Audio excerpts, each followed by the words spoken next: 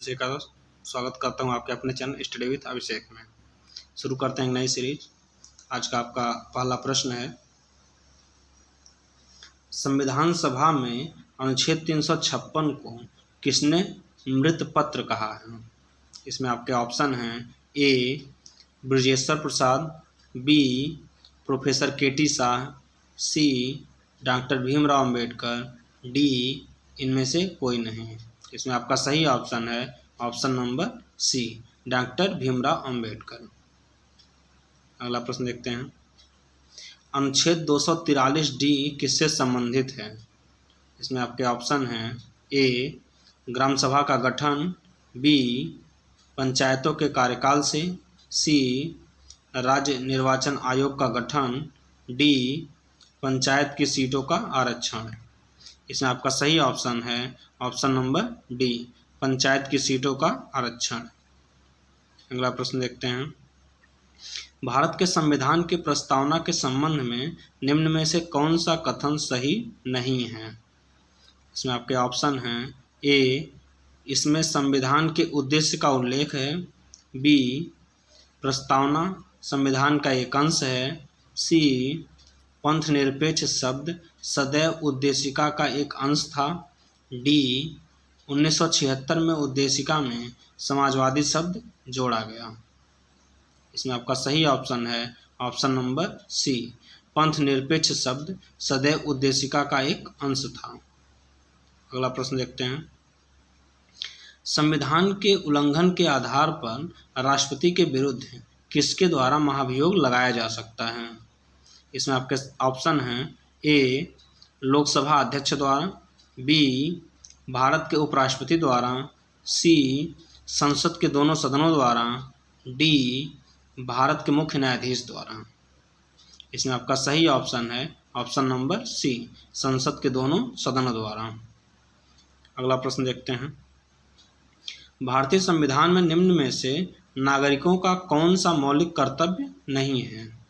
इसमें आपके ऑप्शन हैं ए सामाजिक सुधार का प्रयास करना, बी आह्वान पर राष्ट्र को सेवा अर्पित करना, सी राष्ट्रध्वज तथा राष्ट्रगान का सम्मान करना, डी अपनी साझा संस्कृति की समृद्ध धरोहर को महत्व प्रदान करना तथा उसका संरक्षण करना। इसमें आपका सही ऑप्शन है ऑप्शन नंबर ए, सामाजिक सुधार का प्रयास करना।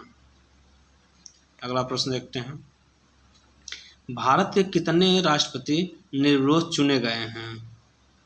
आपके ऑप्शन हैं एक राष्ट्रपति, बी 2 राष्ट्रपति, सी 3, डी 4 राष्ट्रपति। इसमें आपका सही ऑप्शन है ऑप्शन नंबर बी, 2 राष्ट्रपति। आज तक भारत में 2 राष्ट्रपति ऐसे हुए हैं जो निर्विरोध चुने गए हैं। आज का अगला प्रश्न देखते हैं, राज्य के नीति निर्देशक सिद्धांतों को संविधान में शामिल करने का उद्देश्य है।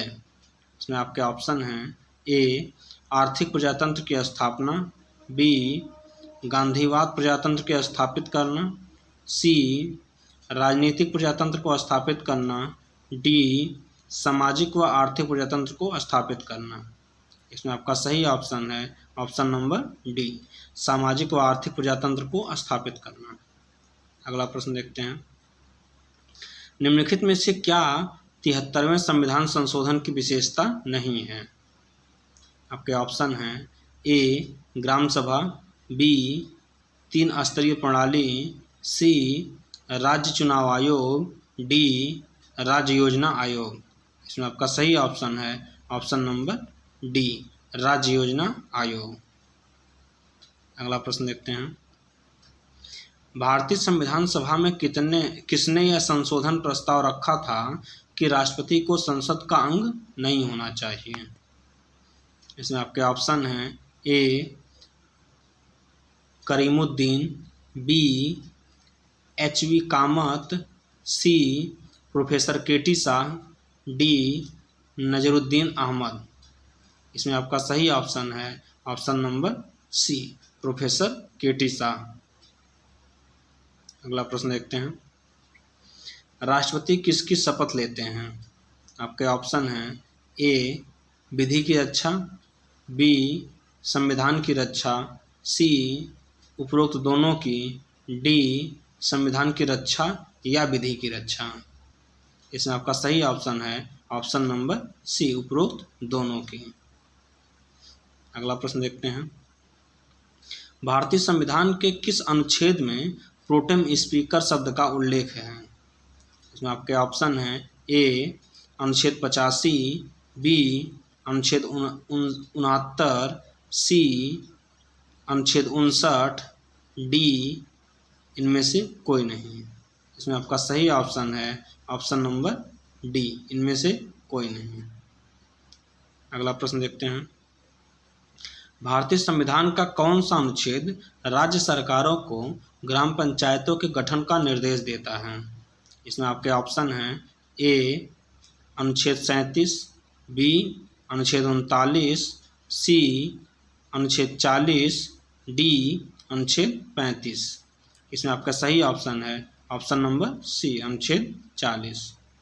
अगला प्रश्न देखते हैं, भारतीय संविधान के किस अनुच्छेद का संबंध निःशुल्क न्याय व कानूनी सहायता से है?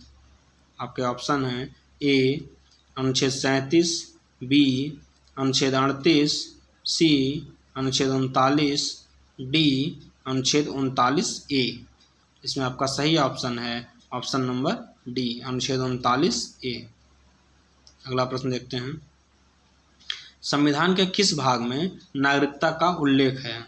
इसमें आपके ऑप्शन हैं ए भाग 1, बी भाग 2, सी भाग 3, डी भाग 4। इसमें आपका सही ऑप्शन है ऑप्शन नंबर बी, भाग 2।